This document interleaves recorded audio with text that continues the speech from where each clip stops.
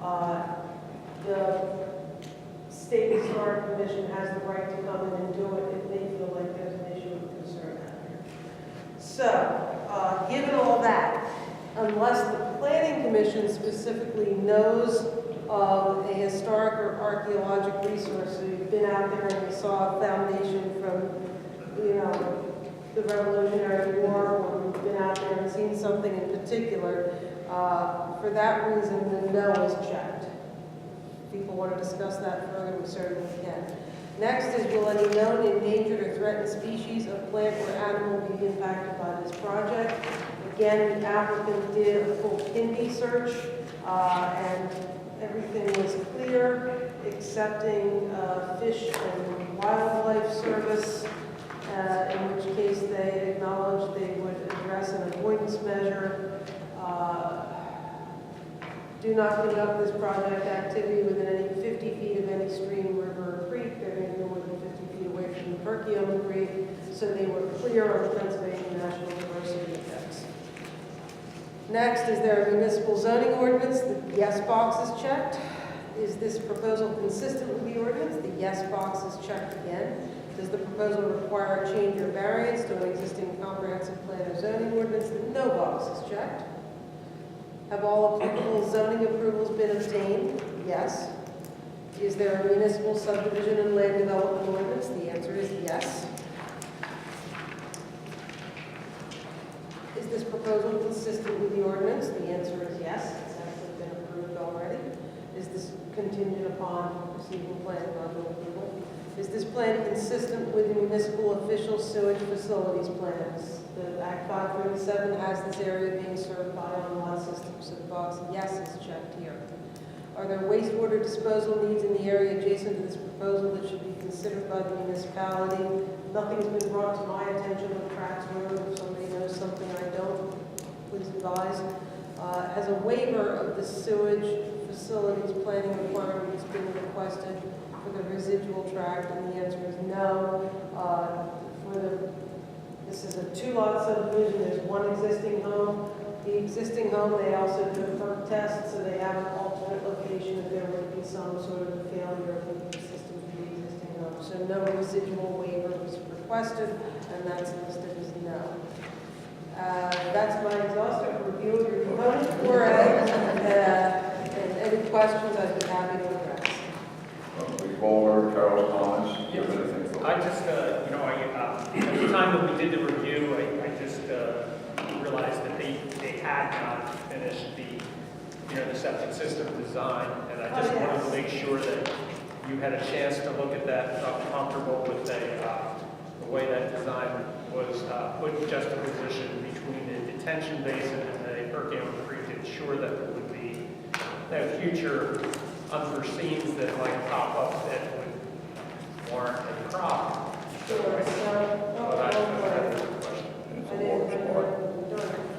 So in the last iteration of that plan, I apologize, I thought I grabbed it and that was an excellent question. In the last iteration of the plan, they have the level spreader.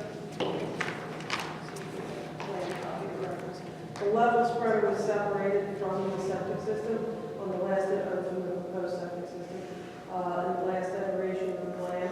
So they did demonstrate the feasibility of separating those two, and I was quite satisfied that they did that in an appropriate way. Of course, our subdivision plan applications, even like this, they're demonstrating the feasibility of development. What actually comes in might vary. And then we'll have to look at that issue again. But that was an excellent question, and they did put one on one side of the lot, one on the other side of the lot in the final plan. I apologize for not bringing that to share with you. I intended to do that. The saving grace here is a large lot to begin with, and it has a separation, a great amount of separations between the Perkiomen Creek and the property that can be built on. So it is a good, clean subdivision. Do any of the members have any questions? The audience have any questions? With that, then, I'd like to call for a motion for consideration of the Knight Minor Subdivision, 17 Kratz Road, pursuant to the Pennsylvania DEP Sewage Facilities Planning Module Component component for a document. Is there a motion? I'll make that motion. Is there a second? All those in favor consent by saying aye. It's unanimous. Thank you, Carol. It was quite lengthy. But the pending issue is a very important Yeah, issue. we've had questions on those in the past, and I apologize if things, No, that's why it's better to have it on the record. Number 3, we have a presentation of the National Association of Realtor Smart Growth Grant Program, and that's by Supervisor Chuck Lighting. Chuck, go ahead. Thank you so much. I appreciate everybody taking some time today to allow me to speak. First of all, I'm going to pass out some, more or less some documentation. You can look at it now if you like, but in short, everything I say, you're not going to be reading from there. So, I'm going to jot down notes for whatever I say. So as Bernie mentioned, the National Association of Realtors has what is called grants. Let me back up for a second. Some of you may not know, I am an employee of the Pennsylvania Association of Realtors.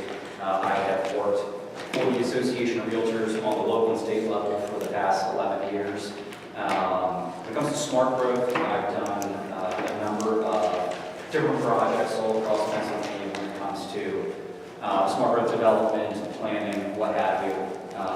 The National Association of Realtors has had me speak on behalf of the National Association at different conferences. I've also spoken about smart growth across Pennsylvania as well. So that's the little bit of the background, but a couple things I want to share with you. I had the opportunity to apply for said grants for different areas of the Commonwealth. My areas do not include Montgomery County. However, I've worked with my colleagues with the Montgomery County Association of Realtors. They've informed me that if Lower Frederick has an interest in potential smart growth grants, they would be okay with me applying for them and potentially pursuing it here locally for the township. I use the word grant, and the first thing people think of is, well, we need to have some sort of matching grant, or this is a local, state, or federal grant. That is not the case. When I use the word grant, I'm using it very literally in the sense that these are dues dollars that are captured by the National Association of Realtors, and it's turned around and used towards monies locally and statewide across the country. So when I use the word grant, please don't mistake that by saying, okay, Lower Frederick needs to match that. That's not the case. For example, I can tell you right now, one grant that we got earlier this year is $5,000, strictly $5,000. We do not have to match that anywhere. So yeah, I just want to make sure everybody knows that. Maybe I should have started about what is smart growth. Everybody has a different definition for what smart growth is, but long story short, smart growth really incorporates 10 different principles. But again, in short, the shortest definition is making the most use of given land. And here in Lower Frederick, we have a lot of rural character, and smart growth is a champion of rural character. It's also very purposeful when it comes to an urban area as well. Obviously, this area is not urban, but giving you a better context here in a more rural area. These grants, I apply for them every single year for different areas. So let's say, for example, that the Lower Frederick Planning Commission, and then later on the Lower Frederick Board of Supervisors has an interest in grant, but then later on they say, hey, maybe this would have been a good idea as well. There's potential for us to get another grant next year. So I'm going to make that very clear. It's also potential not to get that grant next year. Again, they base it on a first-come, first-served basis. So if we do decide to look at one for 2018, that doesn't prohibit us from applying for one in 2019. In front of you, now that I have said all that, in front of you, you're going to see examples of what different local and some state realtors associations have used as smart growth applications across the country. First thing I want to mention is this list is 10 years old. And it's not necessarily a bad thing, because you're going to find a lot of really good examples on here, but you'll note very quickly that most of these examples are for presentations. Because 10 years ago, people didn't really understand or know what smart growth was. And the goal at that point was really to educate realtors particularly, but also developers, municipal officials, and the general public about what smart growth is. Since more and more people are getting a better understanding of exactly what it is, I will tell you some of the things that I have specifically worked on that might be of interest to the Planning Commission, and then again later on for the Board of Supervisors. First and foremost, we talk about getting more community involvement. If you've ever heard of a charrette is where you get a room this size, you pack it, you bring food, all that kind of stuff, and you discuss different types of development. Gives people an opportunity to make their voices heard.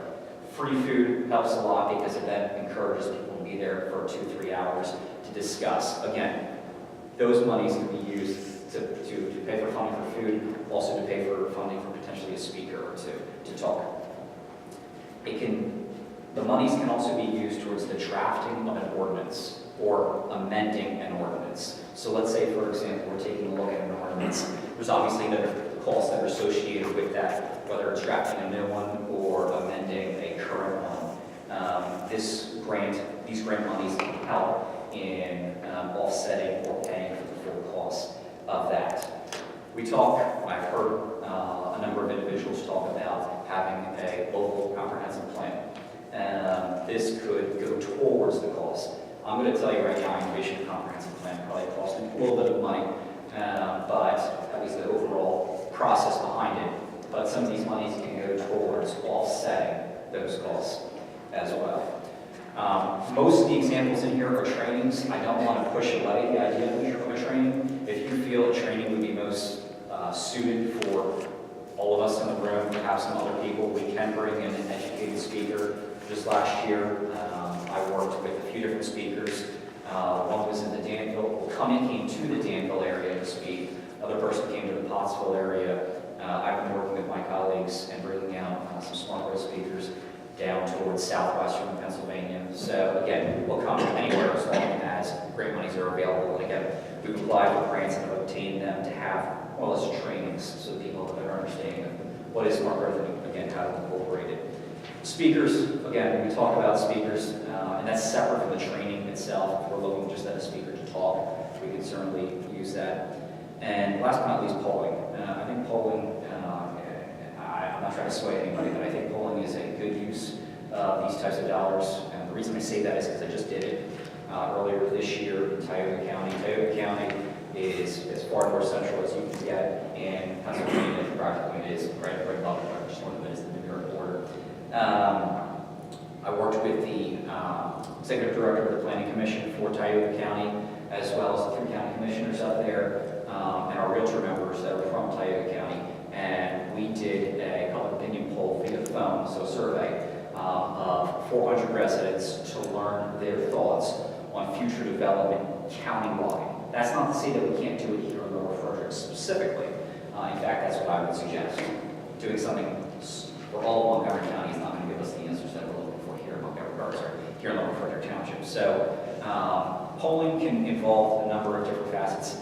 I will tell you right now, because I've been involved in polling for many years, not just in Tioga County, this is my most recent example.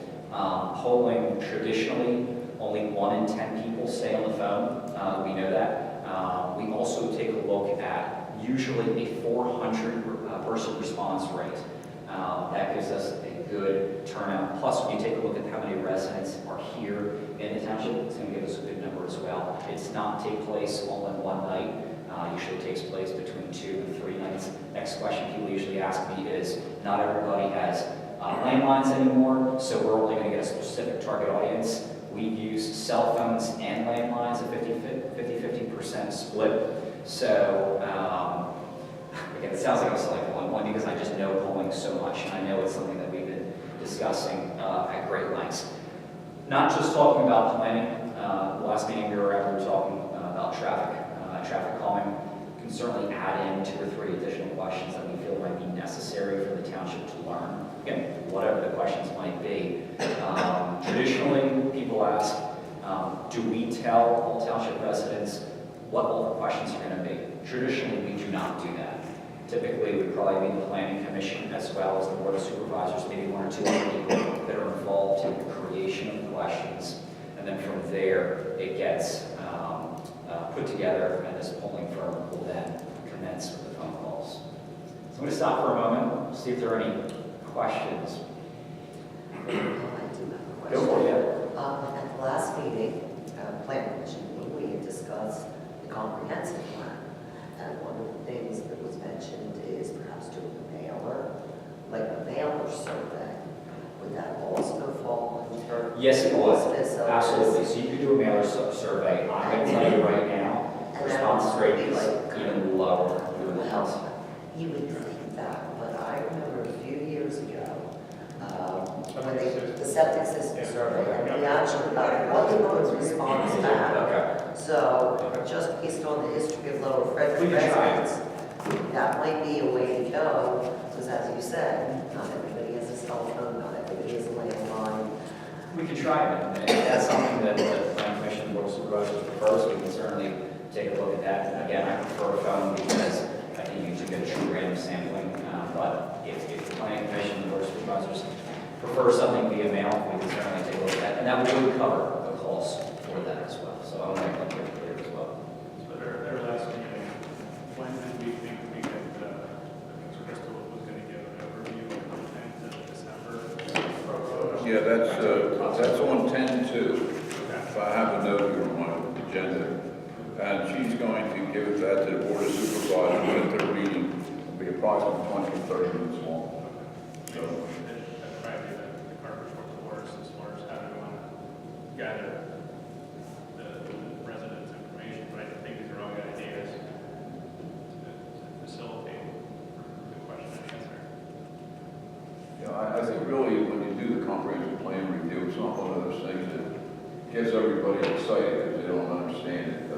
We've done a lot of different reviews over the years, but I guess we have to get out there and advertise and hope that we get enough people in here to that meeting, because it is important.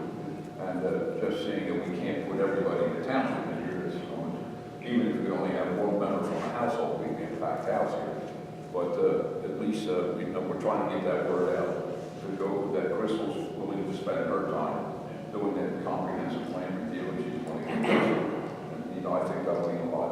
Well, quite honestly, I think, once Crystal presents to us and the township supervisor, the planning commission, and so forth, are all on board with this, there will be a need for meetings that will, perhaps need, a forum that will bring people out, things like, speakers that will be able to support various aspects of what we're looking to accomplish in our comprehensive plan coming out. And at this time, maybe we can get a little, refreshments and those kind of things would be, very applicable to needing some funds.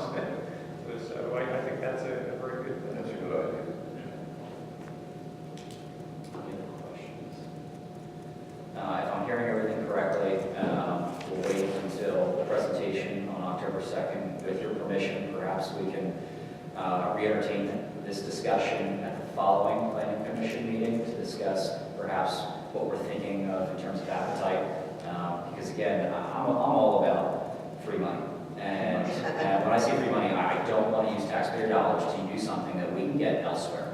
And I think this is an opportunity for us to save taxpayer dollars, whatever we do, and make sure that we also at the same time hear from the residents. Chuck, before you, excuse me, go ahead. So regarding the grant, how long does it take to prepare the grant, and what's the turnaround That's a time? good question. Turnaround time on grant? I Because if you're prefer- talking about wanting to do something in 30 days, chances are that you're not going to see those dollars. Correct. So I would prefer to have about 45 days, about a month and a half to, first off, it takes me a couple days to write the grant. That's the simplistic part. It's making sure it gets to them, they review it, they have a subcommittee that reviews everything. So from there, giving them the opportunity, it's probably as little as 30 days. But again, I'd like to do that 45 days just to play it safe. And again, the turnaround is pretty quick. Again, this is something I do on a regular basis. So it's something I'm just more or less used to. Is it similar to the grant that you proposed to the Parks Board, that Yes. we had to utilize the funds within a year? In other words, Good question. Yes. So Linda is referring to a completely separate grant that I gave a presentation on to the Parks and Rec Board last week or 2 weeks ago, whatever it was.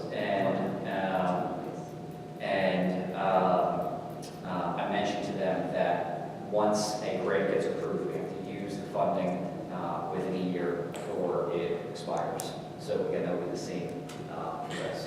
For example, as you mentioned, if I were to go ahead and apply for a grant, within that 45-day period, I get approved, whatever that day of approval is, it uses 1 full year to be able to use those funds. There's no restrictions coupling it with other grants. Like, let's say if we would go for a state grant and, which is usually matching funds to prepare the comp plan. Because I believe that the DCED has the grant program, the municipal assistance program. DCR. That's correct. CTP2 grants? Oh, I'm not sure. Well, it's called MAP program, Municipal Assistance Program, Municipality Assistance Program, or Municipal Assistance. And that was, you know, a 50% match on township, and then that can be utilized for comprehensive plans. Regardless of whatever grant it would come from, or the state or federal level, in this case, the state or federal level, you could match it. Yeah. With the grant. So, okay. So I'm understanding it that you have a grant program that is basically yearly. You know, in other words, 2018 has a grant program, but it also will roll over to become a new grant program for 2019. Is that correct? So the grant is ongoing. The only difference is the amount of funding that gets put into the grant. That's why I'm an advocate for applying in 18 over 19. Again, I'm not pushing for the planning commission to do anything in 18. I just know that for a fact what the funding is in 18. It's a max of $5,000. It could be more, it could be less in 19. You don't know what it'll be. Frankly, they don't know what it'll be until closer to the year. And we would not be shooting ourselves in the foot by quickly rushing to get a grant application out this year, you know, I think we should rush. and then reapply. Yeah, well, I don't think we should rush regardless. I think the planning commission, board of supervisors, the residents that have interest should really make their voices heard. Again, this is just me giving you information. I really encourage you guys, please take a look at this. I think you all have my contact information. Feel free to speak to me via email, via phone, in person, whatever. And, you know, if you have ideas, that's what the Parks and Rec Board are doing right now. They're sharing, and you know that, they're sharing information with me, and we're going to be meeting again to discuss it further. Again, these grants, this is something that's a little bit different than it's called a placemaking grant in terms for parks and that kind of stuff. When it comes to these types of grants, obviously, we're looking at the future of the project. We want to be able to use those monies wisely and appropriately. But you have to have. I'm sorry. We could use this money, grant, in helping us with our comprehensive plan, additional cost with that or something. Correct. Correct. So if you have additional costs, whether it's, I mentioned, perhaps the work that gets put into engineering, perhaps the work that gets put into legal fees, perhaps the work that gets put into research, whatever it might be, this can help offset those costs. Additionally, I mentioned earlier, we want this, let's say we wanted to amend, rewrite, write a new ordinance, those can go towards those costs as well. And then it has to be, for the 2018 funding round, has to be submitted by the end of December, or is there a cutoff? No, that's correct. So if you did decide that we wanted to pursue a grant for 2018, I'd have to do it probably by the beginning of December.